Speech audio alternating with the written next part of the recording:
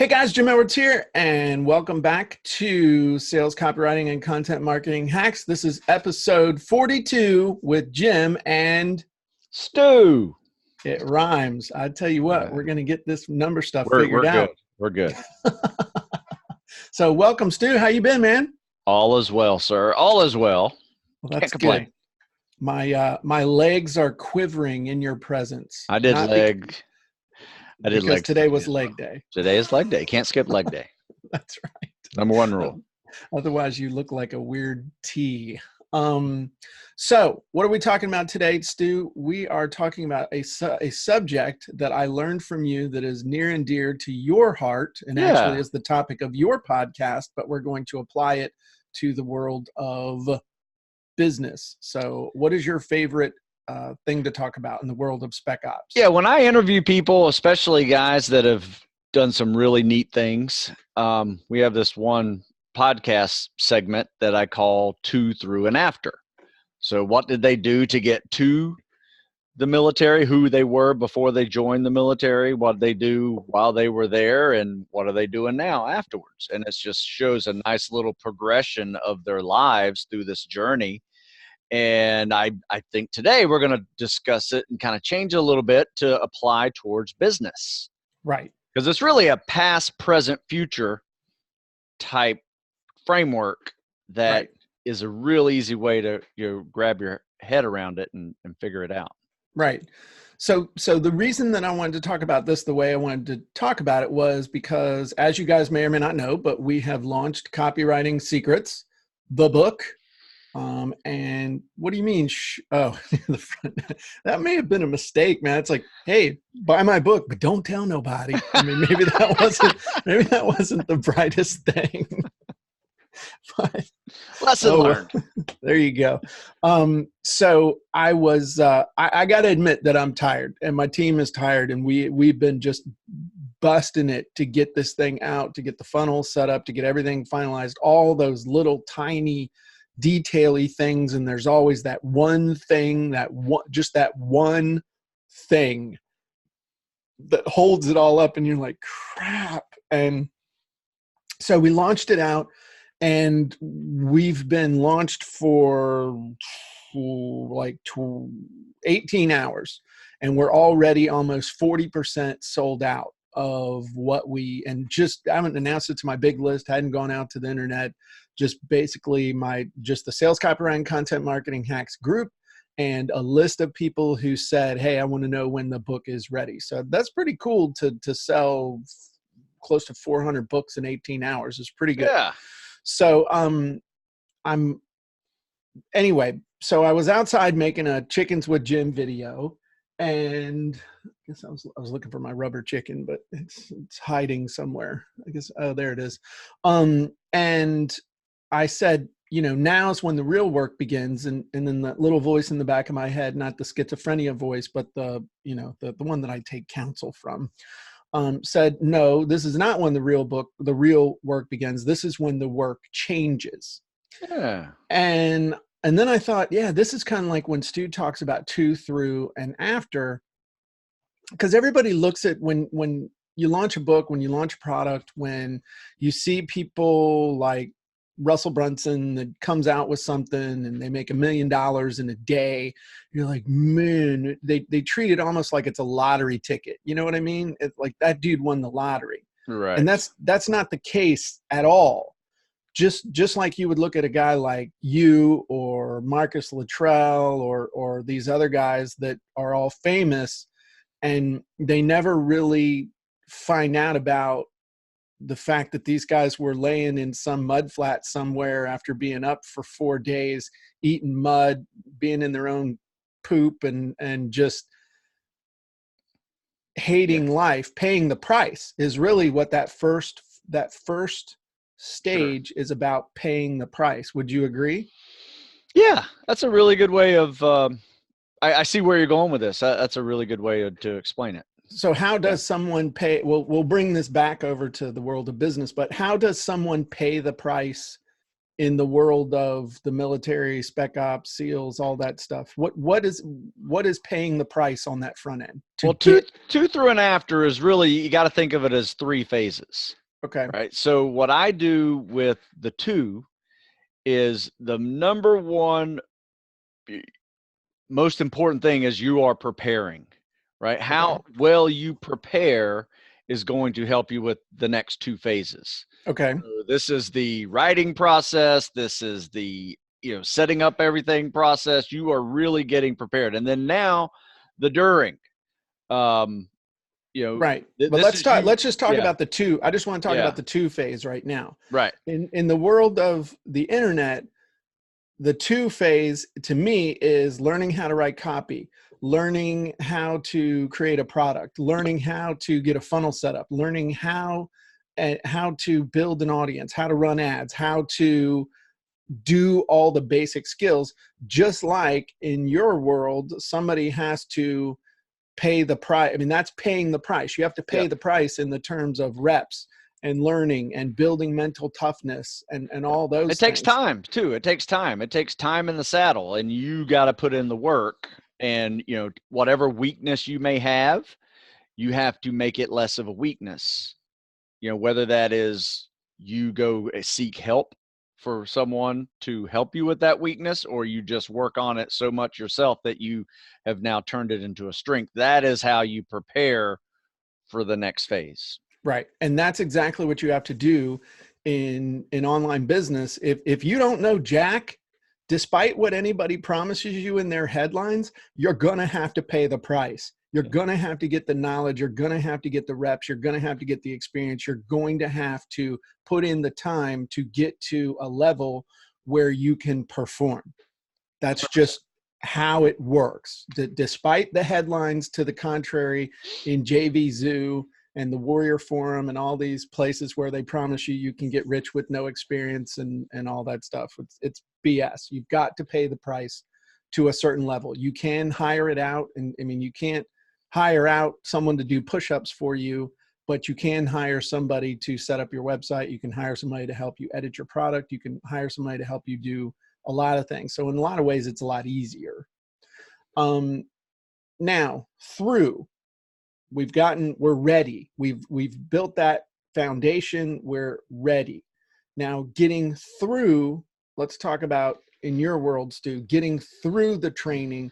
How does the world change? How does the mindset change? How does the objectives, the goals, and the way what you're doing, how does that change when you're in the through stage? Well, the through stage is the test. That is basically the test. This is, going through a selection program, going through boot camp, going through a police academy or fire academy. That is the challenge. And it's a long-term test. I mean, these things take months to complete, and you got to have that durability to be able to handle it. You got to be able to meet the standards. You got to have pretty sharp mind to be able to have learn things on a pretty steep learning curve, things that you've been introduced to for the first time, and you got to master it quickly.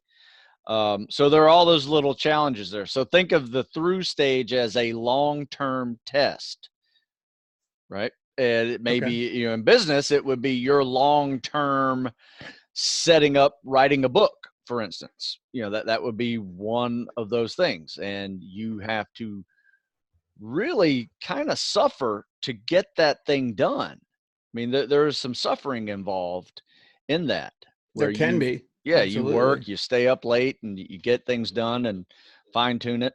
I mean, yes, you have the easy way to write an ebook too, but there's some work involved even in that. Absolutely. You know, Oh yeah. yeah, Absolutely. I would say the big thing for in through, if we're thinking about it in those same terms when we're talking about business, now you got to get about something, how to get something done. Now you have to do it.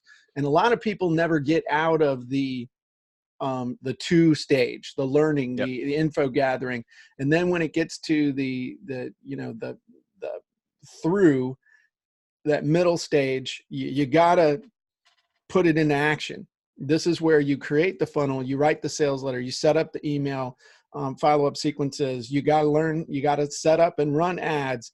You have to create your product. You have to publish your product. You have to get everything together so that you can deliver the product. You have to you have to build your audience. You set up your opt-in pages. You set up your group in Facebook. You're setting up all your social media. You're getting those habits built of delivering content on a regular basis. All of these things that, just like you said, that's the test.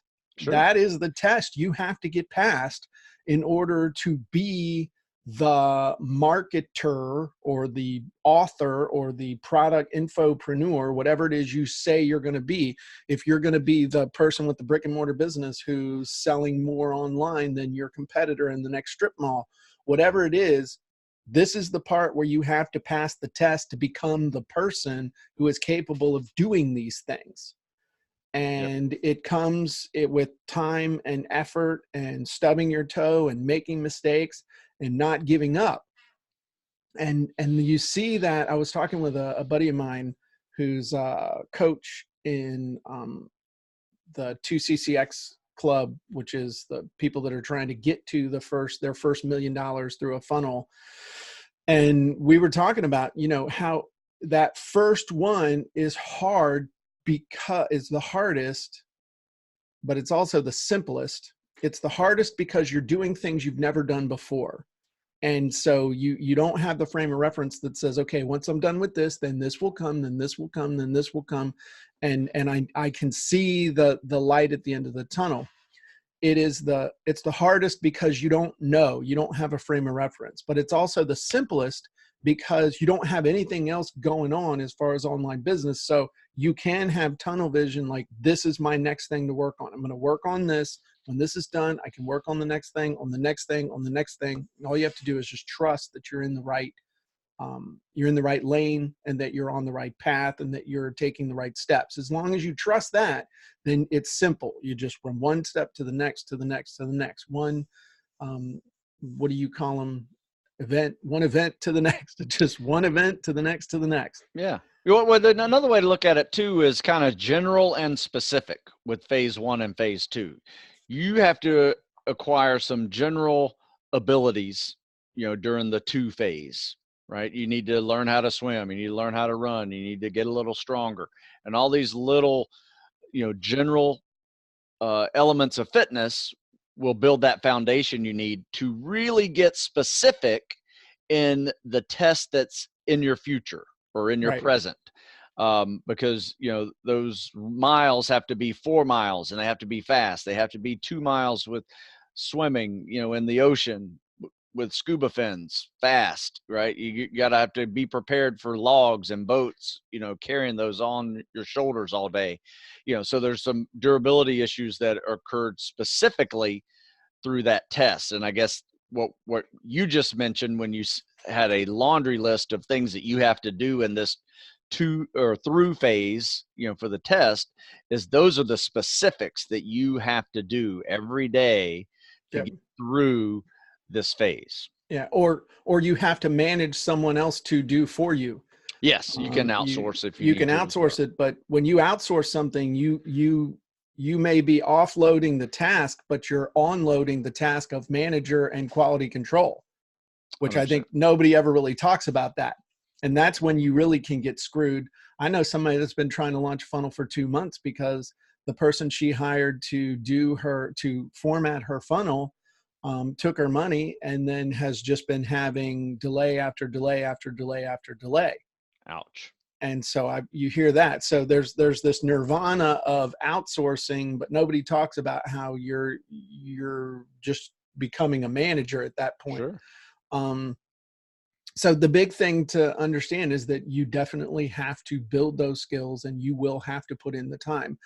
And then the after part that's the part where I just, as a knee jerk, said, this is where the real work starts. No, this is where the ongoing work of keeping it going, Maintenance. every single day, and that changes. But don't you guys have a saying, you got to earn your trident every day when you Yeah, were sure. in the SEALs? Yeah, I mean, for me, the after phase is, to, through, and after. Like after your training, what did you do on active duty, right? right. And so you can actually, move that over to the right or left, however you feel like. But what I mean by that is, you are now in phase 3 of tactical fitness world, and you have to focus on maintenance, strength and the job skills When you say of the maintenance, you mean maintaining a certain standard of fitness no oh, matter absolutely. what is going Yes. on in your life. Terribly sorry. Yeah, and maintaining all your job skills, that you are having to do one day at a moment's notice, and also stress mitigation. Right, a lot of people don't really think about it that way, but you're missing out on sleep. You are deployed. You're doing things that you see things that are hard to see and experience, and dealing with that kind of stress mitigation is also part of that after phase in my world. Right. But we just talked about with Dr. Kelly, entrepreneurial burnout. That Yes. is stress. Stress is stress. It Yeah. doesn't matter if bullets are flying over your head or you can't pay that bill at the end of the month. Hormonally speaking, that is stress, and you have Yeah. to also consider that in your world if you want to maintain a good high standard. I agree. And the big thing to remember is that most people, not most people, but a lot of people think that the world of online marketing revolves around just launching products. And so that creates these big humps of income and stuff. But in order to launch a product and live that lifestyle, you got to have a strong stomach and a strong heart, because what if the next one doesn't work? You also got to have a whole big list of friends and affiliates, and you got to have the people waiting to buy from you. So you just because you're on the launch cycle doesn't mean you're not always on the list building cycle, the affiliate recruitment cycle. There's all these things that have to be done. You can't just decide one day, hey, I made it. Because the instant you decide, hey, I made it, that's like you're zooming down the information superhighway. Hey, I made it means you pulled into a rest stop and you think that the world owes you something. And I've seen people like this for the last 22 years, who huge names that no one's heard of anymore. No Yeah. one knows who they are because they thought they had made it and could ride their laurels or rest on their laurels or whatever. And that's not how the world works, especially in the world of the internet, where everything just moves so fast.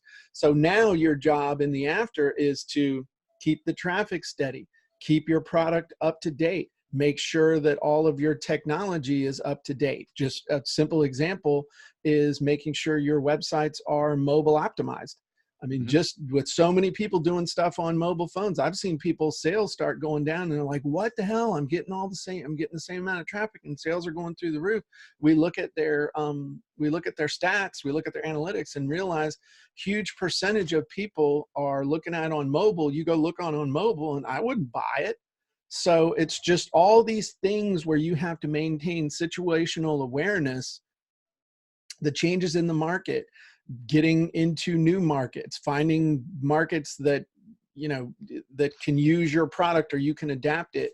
All these different things, that becomes your job being a professional. And if you're not willing to do that, then all you're going to do is just have problems. Um, Yeah, so in a nutshell, staying relevant yes, that's is good point. really Yes, is really difficult today, right. but at the same time, technology has made it easy if you have evolved into technology. It's But like 5 years ago, Jim and I weren't doing podcasts. no, because you could do them, but it was a total pain in the ass. Right. And then Stu decided one day, you know what? I need to do a podcast. Let me find the easy button for all this. And I said, hey, you first. You go ahead, figure this out. Um, but you just said something, and I think I want to end with this. You got to stay relevant. A lot of people, I mean, a lot of people think that, and I was guilty of this at one time, think that, okay, I'm going to write a book or I'm going to create a product and it's going to sell and it's going to sell forever and I can retire on this thing. That ain't how it works. Unless you're willing, unless you have a way to put up a bunch of money and then live on not much money and treat that money you got kind of as an annuity and maybe it'll last you the rest of your life. That's not how it works. Yeah. And so staying relevant means doing, if you're teaching other people how to do stuff, if you're in the info marketing business, info publishing business, like we are, where we're teaching people how to do things, you better still be doing it for yourself. There's two parts of your business. There's the doing of the business and the teaching other people what you're doing in your business. If that's what you do, if you're just selling supplements or something like that, or selling physical products, then you're sourcing the next thing and then waiting for people to rip you off from China. And then you race to the bottom for pricing and you're just repeating that cycle over and over. But like Stu still works out. Stu's in better shape than most of the guys that he trains. If Stu was fat and had like a greasy sandwich hanging out of his mouth and a cigarette and beer stains on the front of his shirt, how many people in any age range would be paying attention to what Stu had to say? Yeah. Nobody. Yeah. I mean, you'd have to use clip art as who you were, like representational stuff. Right. The story doesn't jibe. And so the way you stay relevant is to do what you're teaching other people to do. And Stu's smart because he's expanding his audience into the 40 and now 50s range. And so he's bringing his audience along with him. He's a funny email a couple of weeks ago. We were talking about mobility days, and Stu's like, do you need 2 mobility days, or how'd that go? And I was like, nah, I felt like I was screwing off. He said, yeah, maybe we'll do that when we turn 60. I said, okay, that's cool. But that's planning ahead. But it's like me, I'm always trying to figure out and synthesize, and that's what Stu does too, synthesizing past experience with current circumstances and technology to intuit what's coming down the road, and doing it, experimenting, trying, figuring out what works. And the majority of stuff you try, I don't know about you, Stu, but for me, the majority of the stuff that I try doesn't really work all that great, but I don't worry about that. I'm trying to find those things that work great, and then I add them to my toolbox. And I'm like, okay, this is what we're doing. This is how we do it right now. And this is how we're getting the results. And we had a conversation about that before we got on this morning. I was like, dude, you got to try this. I got the numbers to back it up. It's blowing me out. You got to try this. And so Stu may or may not try it. And he probably will. I'm a doer. The point though, is I know you are. What's your title? Let's do this, officer. That's right. So the point here is that was a great tidbit that you brought up, is staying relevant is the key in the after phase. No matter what you're doing, you got to stay relevant. You got to stay current. You can't rest on your laurels. You can't think that yesterday is going to propel you into the future, because it's not. Yeah. And that's a key. All of you guys hopefully are hearing what we're saying and understand that despite what people will tell you, you got to pay. There's a price to be paid. I've always said this. There's a price to be paid to get to the level you want to get to. But if you're smart, if you get the right training, you get the right people, and you think it through, you can get there a lot faster than someone who just wants to bang their head against a wall and hope that something good is going to happen. But at some point, you do have to pay the price. You have to gain the knowledge, the 2. You have to put that knowledge into practice, which is the through, so you can make the distinctions, and then you need to maintain and stay relevant in the after phase. So I like it. Any final thoughts, Stu? I'll let you close us out. Yeah, you know what?